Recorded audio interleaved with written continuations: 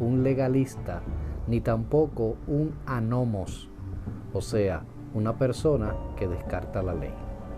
Así que hay que entender los escritos de Pablo, y si vas a analizar un texto, lo tienes que ver dentro de todas las epístolas de Pablo, y no solamente en el contexto de esa epístola.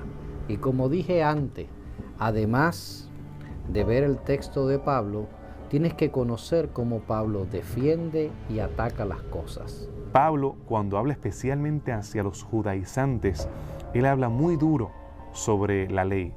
Pero la palabra nomos, por ejemplo en el caso de Romanos, se refiere a diferentes leyes. En algunas ocasiones está hablando acerca de la ley ceremonial, en algunas ocasiones está hablando acerca de los 10 mandamientos, en otras ocasiones está hablando acerca de la ley de la carne, como Romanos 7, la ley del cuerpo, el hombre carnal, sarx, el hombre carnal, o la ley del espíritu, que también utiliza el mismo término nomos para diferentes leyes.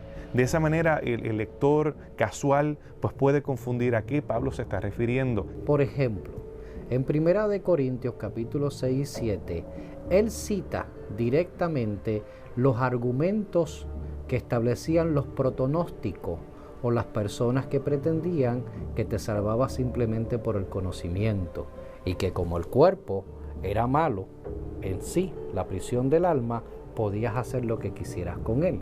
Y estaban algunos en contra del matrimonio y otras estaban a favor del libertinaje sexual.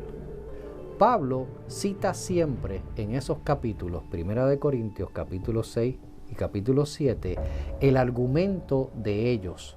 Pero unos versículos más abajo vas a ver que dice pero, y lo refuta. Esas son las leyes de retórica que Pablo, como una persona culta, utilizaba en base a la cultura helenista que le rodeaba.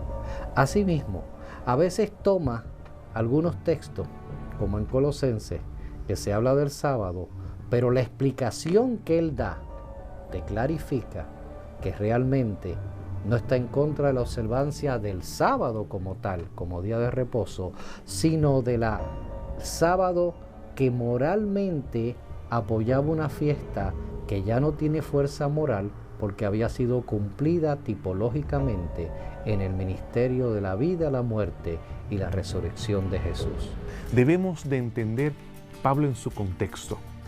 Cada pasaje, Colosenses, Filipenses, Efesios, y entonces entendiendo el contexto y viendo el todo, el bosque de lo que Pablo presenta, vemos que Pablo es muy consistente en cuanto a la observancia de la ley. Pablo dice que el hecho de que nosotros no estemos bajo la ley, sino bajo la gracia, no significa que nosotros vamos a continuar pecando. Y un versículo tal vez muy interesante se encuentra en Romanos capítulo 8. Y este versículo tiende a ser malinterpretado por muchas personas, ya que él habla acerca de la palabra ley y la utiliza en varias ocasiones. Y cuando él habla en Romanos 7 acerca de ley, habla acerca de la ley de los 10 mandamientos, porque habla acerca de no codiciar en Romanos 7.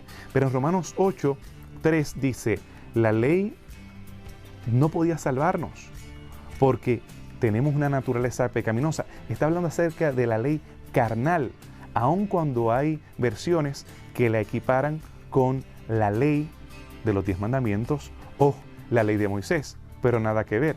Está hablando acerca de que la ley que hay en mi cuerpo es incapaz de salvarme, porque soy débil.